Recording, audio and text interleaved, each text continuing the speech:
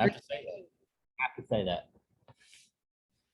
All right, even though Cot left, we're going to start. So here's the expireds. Now, again, like I was saying earlier, expireds in this market, terrible marketing or super overpriced. And you need to be pretty direct with the sellers on that when you're talking to them, especially if you actually get them to an appointment. So expireds are fairly easy. Go to expireds and you can kind of look at the data. Now, if you want to search for specific data in a certain area or something like that, you have to go to these filter tabs. So this tab right here that says filters, and then you can basically put in really anything that you want. So there's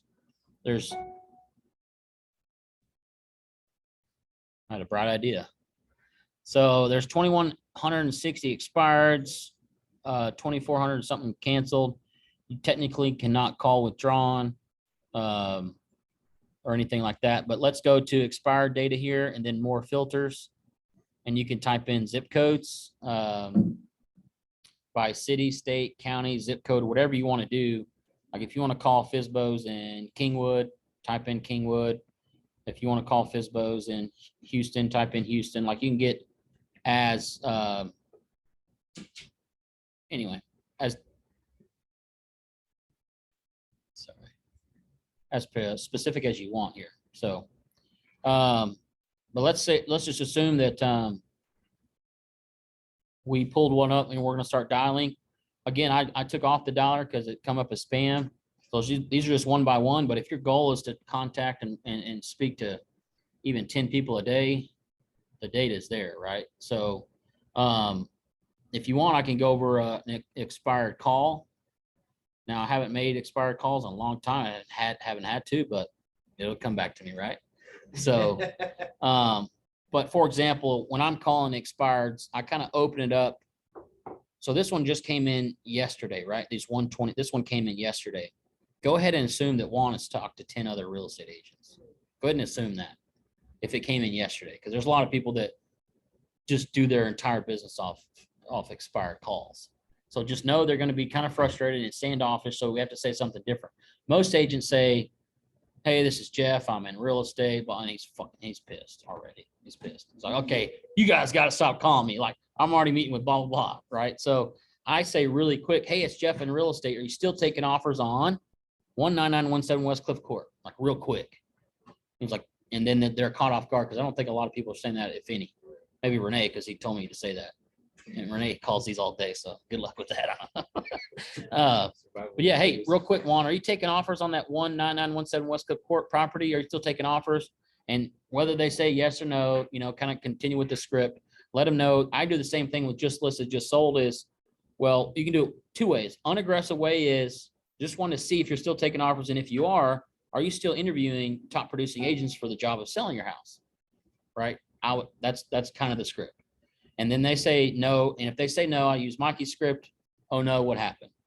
Like, do you not want to sell your property? So I can take you off this list right now, or, kind of why were you selling your property to kind of begin with, and just kind of get them to start talking to you, ask open-ended questions, never like yes or no, except for that initial question, as far as if they're taking offers. But I would say most, especially expireds, if they're fairly new, like if this is a day old, yeah, they'll take offers. It just went off the market yesterday. And if they say no, oh no, what happened is what I say with Mikey's script. And then most of them start immediately dogging the other agent, really. But what I would say, my advice, don't kind of fall into that. I'm like, yeah, that agent's terrible. You don't need to work. Like I've heard some people it's terrible, but just be like, yeah, most of the time when properties don't sell, it's terrible marketing or it's super overpriced. Unless the condition of your property is like it like a fixer-upper or something like that? And they go, no, I did this. So it's definitely not the condition, right? So it must be the marketing or the price. So again, are you still interviewing agents or top producing agents for the job of selling your house? Yeah, I got a couple interviews, this week. I'd love to bid for your business. Can I throw my name in the hat, if you will? And I would love to go first if that's okay. I always say that because my listing presentation, I leave them with 4 questions, and those questions are going to make the next set of listing agents look terrible, like indirectly. So I always say I would love to, I always like to go first. I'd like to, I get today's, here it is, 12:10, I could probably be there at 1 o'clock. I mean, that's how, aggressive that I could be. So can I, throw me in kind of the mix. If they're saying yes to all that, they'll give you the business. If they say no, say, oh no, what happened? If it's a serious thing like lost my job or whatever, like, all right, well, is it okay, Juan, if I follow up with you in 6 months? The market really heats up around like May, June. Is that okay? And if they say yes, boom, pause the calling, put them in your KB core, put the notes in there. That's a follow-up in May, right?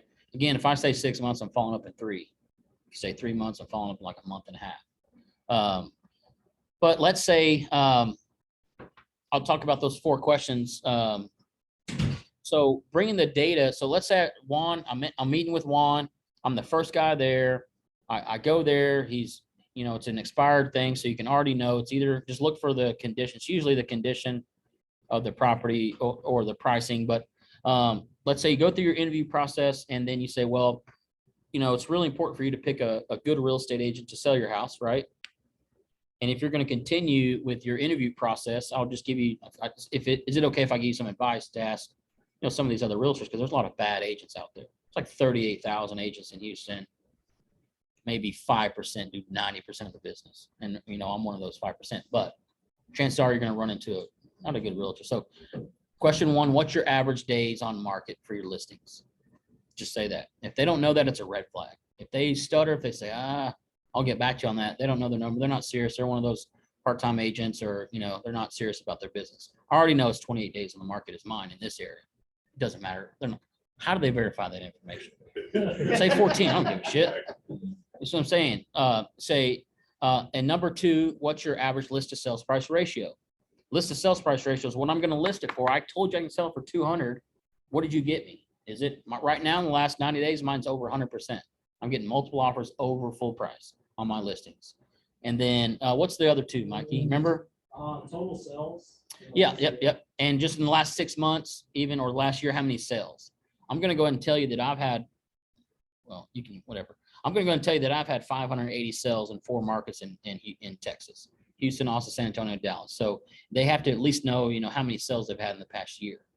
And there's one more. That's a good one. I haven't done this in such a long time.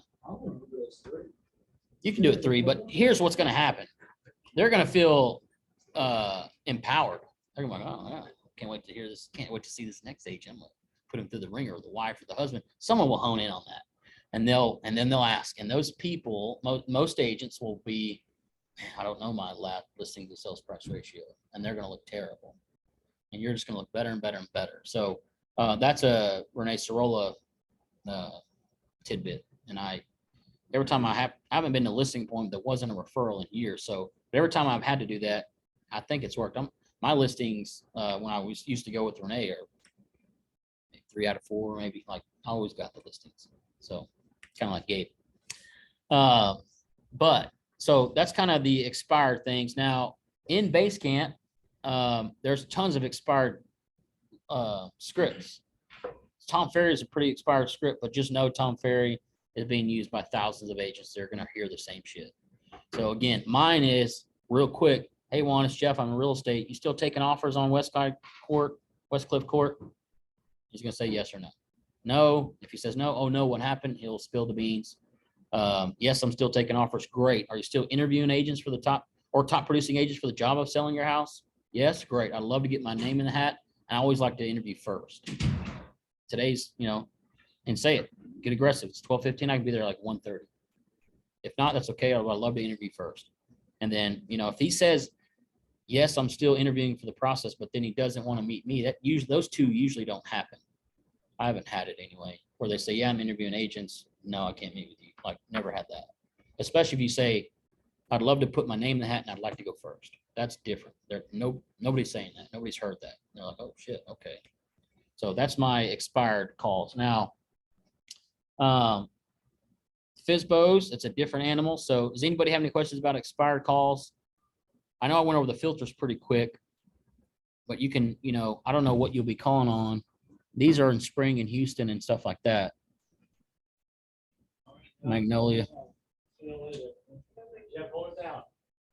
All right, man. Thanks for showing up. Yeah, that works. If you weren't 40 minutes late, Jeff. Yeah. See ya.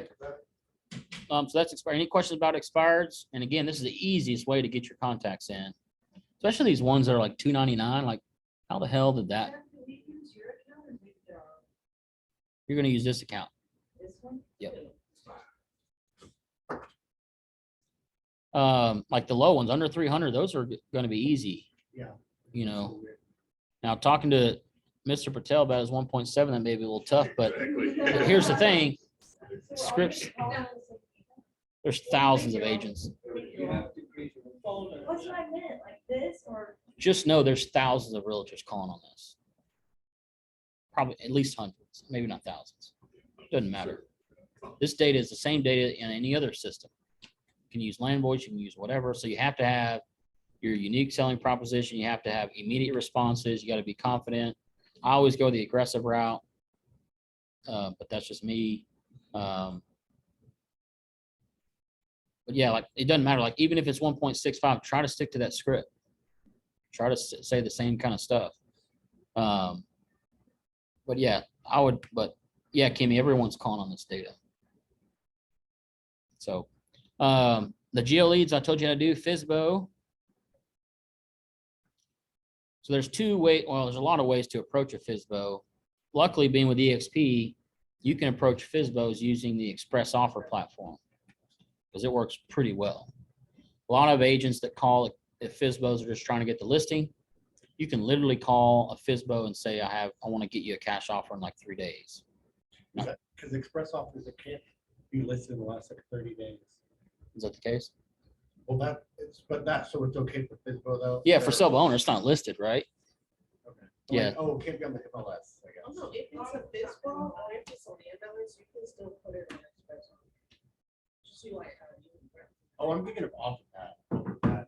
Yeah, OfferPad has the same thing, which is But neat, that one right? can't be publicly listed within Yeah. a certain time frame. Yeah, and I would be hesitant to call people that are online and ask them about cash offers because it's just you're right there kind of bordering the ethical thing because they're technically represented by an agent. You can't try to get there. You can reach out to their agent, right, and say, I want to get you a cash offer. I just need this information. Is there a And way to view this like in a map, or is it only like? that would be cool, right? Yeah, that would be great. But I've never seen that. So you're not calling like east of. yeah, like I don't want to do like north of Conroe or like, you know what I mean? Well, again, when you go to these filters, you can put in zip codes. Yeah. So just one day call 77007s. That's right. You know where that is, right? Like Mhm. just call those. But FSBOs, two different, well, there's a lot of strategies, two different ones I use. When Express Offer first came out, they needed someone to like test it or whatever in the Houston market. And me and Steven from another broker, he was with Mark Demas Properties. I don't know. Anyway, me and him were the Express Offer kind of people to kind of test it out. So I just assumed that I would call FSBOs and see if they're looking to cash offers. The things that you don't say to FSBOs are don't say the word investor.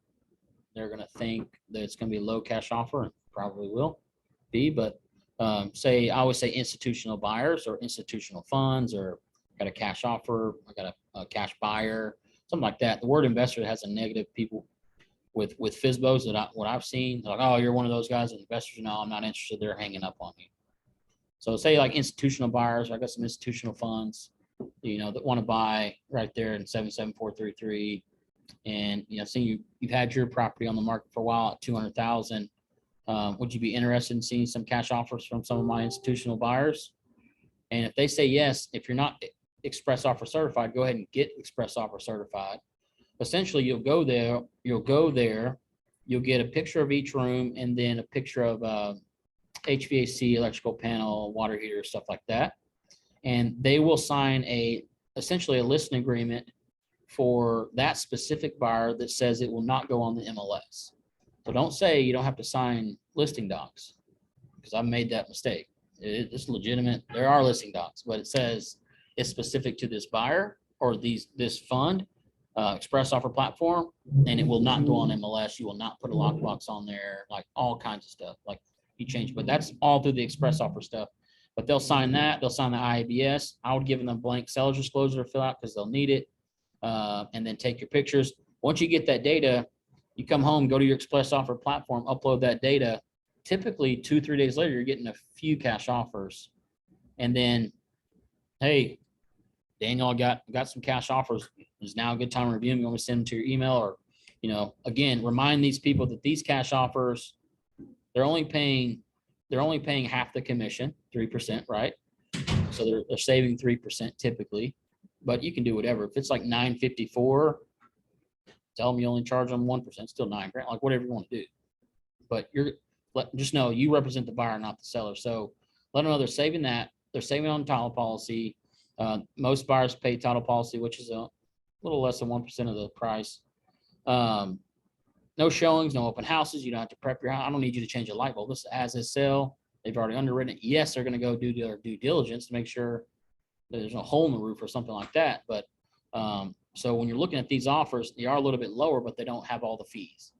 And you can be prepared with that information on like a $250,000 one.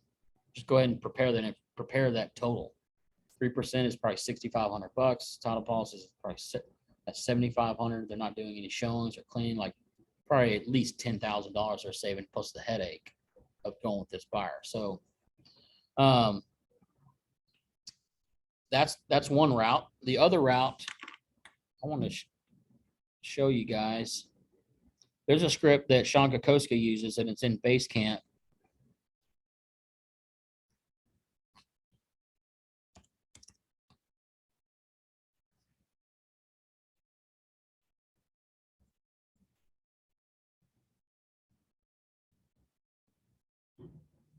By the way, what is the single greatest advantage? Anyway, I am going to play that, but no. Yeah. So this is a 4-minute call, and this is Sean Kokoska. The guy sold like 5,000 houses. Like, he's a beast. And this is basically once the FSBO says hello, this is Sean's script, and I can send this to you, but it's also in Basecamp. If you search, yeah, I'm going to play it, but you just search in Basecamp FSBO script, and it'll pop up. But this is Sean's, and it's phenomenal. If you can get it down to where like he has it so automated. So here it is. Well, let me share this so it'll be on the Zoom.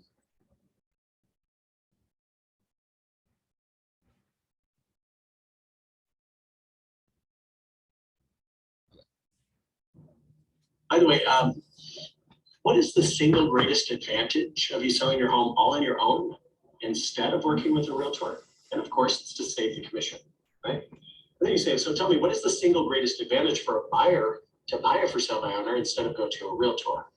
I mean, isn't it to potentially save the same commission that you hope to save?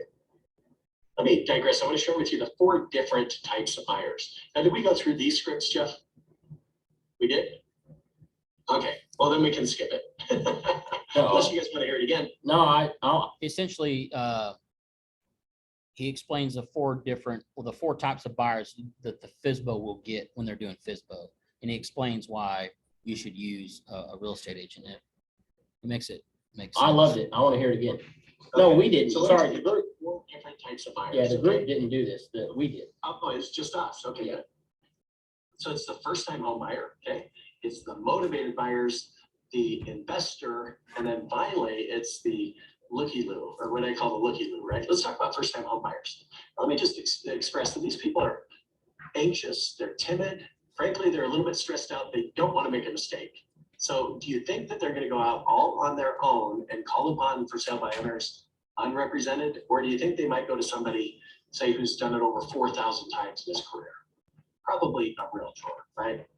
Let's talk about motivated buyers. We all like these guys, right? Their home just went under contract. They got 2 days to find a replacement, or they could lose out on the contract. Or maybe they're being relocated into our area and their employer flew them in just for the weekend, and then they got to go until they find the right house. Now, let me ask, do you think they're going to go out again, all on their own, doing their own research, one at a time, calling and scheduling these appointments? Or do you think they might get with a realtor, somebody who can show them 30 homes a day if they had to, until they find the right one? Probably a real estate agent, right? Let's talk about investors. I've attended seminars where they teach investors how to prey upon for sale by owners. They'll ask them questions like, what if I could close by the end of the month? Will you come down in your price?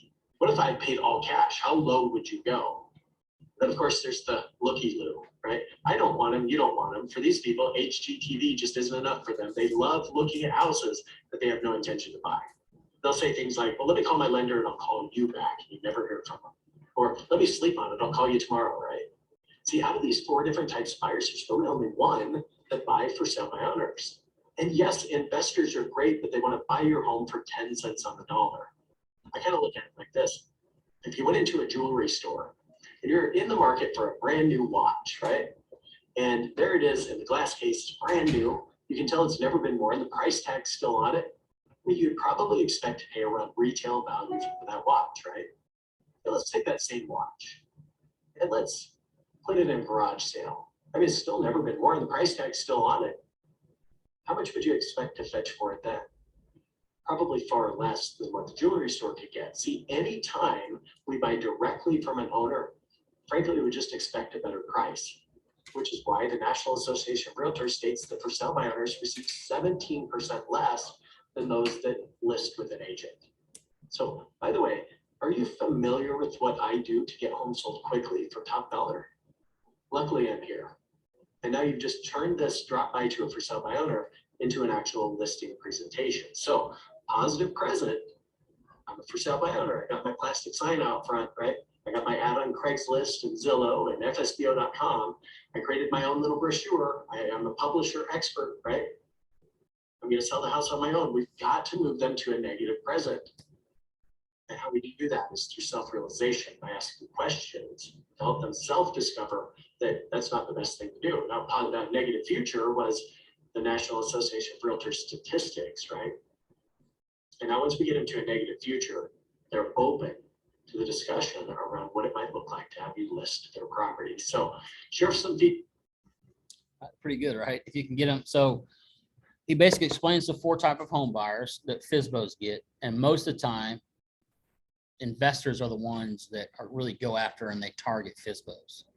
And the other first-time home buyers, the motivated buyers, and the look-a-loos that you don't want, most of them are represented by an agent, and those agents search the MLS for property. So essentially going just having them self-realize that going FSBO, isn't the best way to go. And the example of the Rolex is perfect, or the watch is perfect, because essentially they are hosting a garage sale of their house, right? So just like you were saying, if you go into a Rolex store and talk to a professional in a suit, and there's a price tag, there's a brand new watch, everything, how much you think you're going to spend for it? Every bit of full price, right? That's like it is working with a real estate agent, right? Now take that same watch, the exact same watch, put it in a garage sale, and I want to go direct to the consumer, right? Or I want to go direct to the seller. How much does the consumer think they should pay for that? They're going to bargain with you. That's why NAR statistics show for sale by owner sell at 18 or 17%, less than when on the market. So essentially, you're trying to save that commission up front, but you're costing much more on sales price, and that's only the beginning. I tell FSBOs, I try to overwhelm with the documents and the stuff that they're going to need. Like once we get an offer, my job's really just starting. I have to keep them on the line. I got to schedule inspections, surveys, appraisals.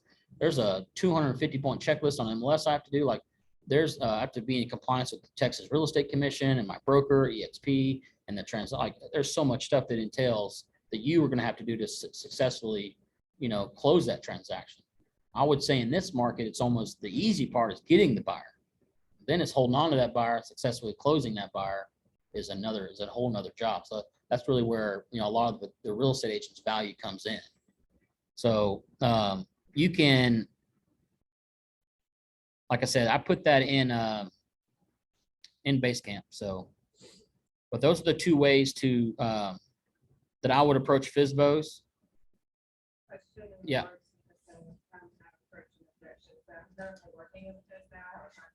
Right. Under contract with FSBO. He is previous real estate. He worked for a commercial real estate company buying land for essentially pipeline. So it's completely different type of real estate Yeah, right. than residential. But he's one of those that you cannot you know,